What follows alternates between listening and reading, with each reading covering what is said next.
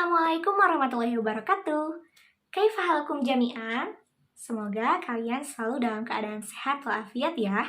Pada kesempatan kali ini, saya akan menceritakan sedikit sejarah tentang masa Khalifah Abu Bakar As-Siddiq sebagai khalifah pertama setelah Rasulullah SAW wafat. Simak terus videonya ya.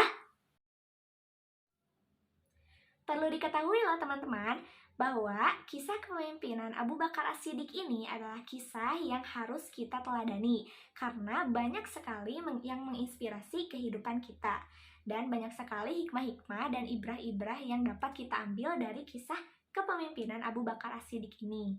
Beliau ini merupakan khalifah pertama setelah Rasulullah wafat dan beliau juga sekaligus sahabat lalu mertua dari Rasulullah Shallallahu Alaihi Wasallam. Lebih tepatnya merupakan ayah dari Siti Aisyah.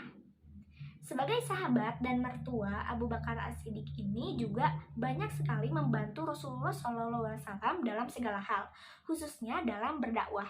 Jadi bisa dikatakan khalifah pertama ini berkiprah sejak Nabi Muhammad SAW wafat. Abu Bakar As-Siddiq adalah orang yang pertama kali masuk ke dalam agama Islam atau yang disebut as-sabiqunal awwalun. Beliau ini lahir bersamaan dengan tahun kelahiran Rasulullah SAW pada tahun 572 Masehi di Mekah. Abu Bakar As-Siddiq ini merupakan keturunan dari Bani Taim suku Quraisy. Nama aslinya adalah Abdullah ibnu Abi Kuhafah. Setelah Rasulullah SAW wafat, kaum muslimin di Madinah ini sibuk mencari pengganti dari Rasulullah untuk menjadi pemimpin bagi umat Islam ke depannya. Lalu kaum Ansor dan kaum Muhajirin berkumpul di Madinah untuk memperdebatkan siapakah yang berhak atau siapakah yang pantas menjadi khalifah pertama setelah Rasulullah wafat. Masing-masing dari mereka mengutarakan atau memberi argumentasi siapakah yang berhak menjadi khalifah. Dan atas kesepakatan para sahabat, terpilihlah Abu Bakar As-Siddiq sebagai khalifah pertama. Selama kepemimpinannya, Abu Bakar As-Siddiq ini telah banyak melalui peristiwa-peristiwa penting sebagai titik awal perkembangan Islam setelah Rasulullah wafat. Peristiwa penting ini diantaranya yang pertama, memerangi orang-orang yang tidak mau membayar zakat. Yang kedua, Abu Bakar As-Siddiq menaklukkan kaum murtadin yang memberontak. Yang ketiga, Abu Bakar As-Siddiq ini membunuh dan menumpas gerakan Nabi palsu. Dan yang keempat, Abu Bakar As-Siddiq berupaya menghimpun Al-Quran. Tantangan pertama Abu Bakar As-Siddiq sebagai khalifah pertama ini adalah menghadapi orang yang murtad dan orang yang tidak mau membayar zakat. Nah, menurut orang yang tidak mau membayar zakat ini, mereka ini merasa bahwa kewajiban mereka yang harus dilakukan atau yang harus masih dilakukan adalah satu, yaitu sholat. Untuk membayar zakat ini diperuntukkan hanya kepada Rasulullah SAW saja. Nah, karena Rasulullah sudah wafat, jadi mereka ini tidak mau membayar zakat. Sedangkan sebab-sebab kemurtadan yang terjadi pada masa Khalifah Abu Bakar Siddiq ini salah satunya adalah kurangnya iman dalam hati dari setiap kabilah Arab. Mereka ini hanya berlindung atas nama keimanan, tetapi belum pernah merasakan kenikmatannya. Mereka menunjukkan ketidaksetiaannya terhadap Islam sebagaimana kaum munafik pada saat perang Uhud dan perang Tabuk. Sebenarnya gerakan permurtadan ini sudah muncul sebelum Rasulullah wafat, tetapi pada saat itu Rasulullah dan kaum muslimin masih bisa mengatasi gerakan tersebut. Nah, setelah Rasulullah wafat dan diangkatnya Abu Bakar menjadi khalifah, gerakan permurtadan ini aktif kembali dan bangkit kembali.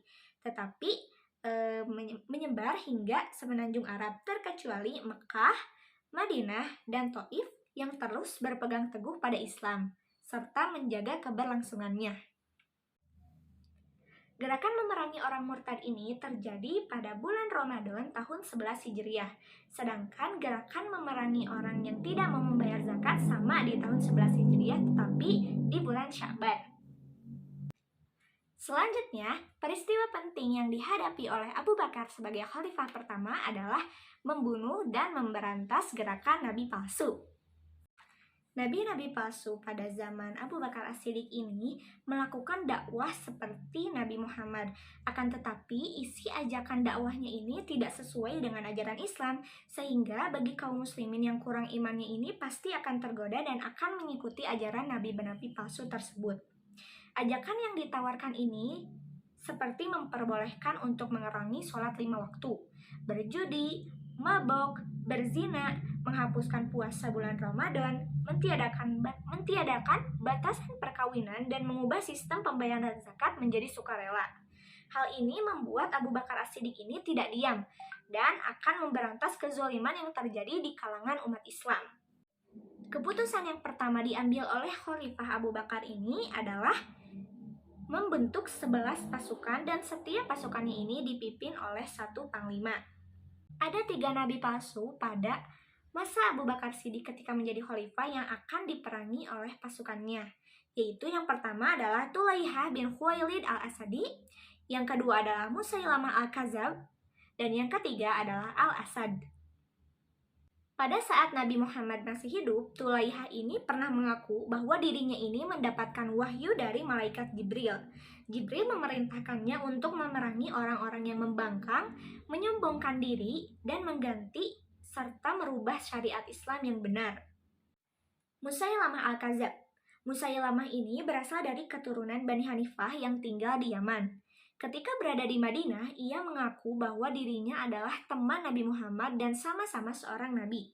Ia juga mengaku bahwa seorang nabi memiliki hak separuh dari bumi ini, dan separuhnya lagi dimiliki oleh orang Quraisy. Namun mereka tidak bertindak adil. Tidak hanya itu, Musailamah ini juga menyesatkan orang-orang dengan mengatakan bahwa sholat yang wajib itu hanya 3 kali, bukan 5 kali, dengan menghilangkan sholat subuh dan sholat isya, dan menghilangkan hukum potong tangan dan hukum potong kaki, yaitu disebut kisos. Sedangkan nabi palsu yang ketiga adalah Al-Aswad. Nama aslinya adalah Aihalah bin Ka'ab, dijuluki Al-Aswad karena ia orang berkulit hitam.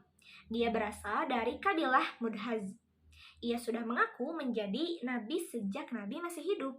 Ketika Abu Bakar dilantik, ia muncul kembali dan mendapat banyak pengikut. Ia adalah seorang paranormal yang tinggal di Yaman bagian selatan, seorang tukang sihir yang mampu berbuat tipu muslihat dan memengaruhi penduduk dengan kata-katanya. Al-Aswad ini mengaku menjadi nabi dan menamakan dirinya dengan Rahman al-Yaman. Ia mengaku bahwa dirinya ini memelihara setan yang dapat mengalahkan siapa saja dan juga dapat mengalahkan segala bentuk rencana musuh. Saat pemberantasan atau penumpasan gerakan nabi palsu ini, yang pertama menjadi sasaran utama ini adalah Musailamah al-Kadzab dan para pengikutnya. Karena Musailamah al-Kadzab dan para pengikutnya ini merupakan pasukan yang sangat kuat. Peristiwa terakhir yang terjadi dalam kepemimpinan Abu Bakar As-Siddiq adalah pengumpulan atau penghimpunan mushaf Al-Quran. Pada masa Khalifah Abu Bakar Siddiq, ada seorang sahabat yang bernama Zaid bin Sabit. Zaid bin Sabit ini terkenal dengan kepiawaannya dalam hal menulis.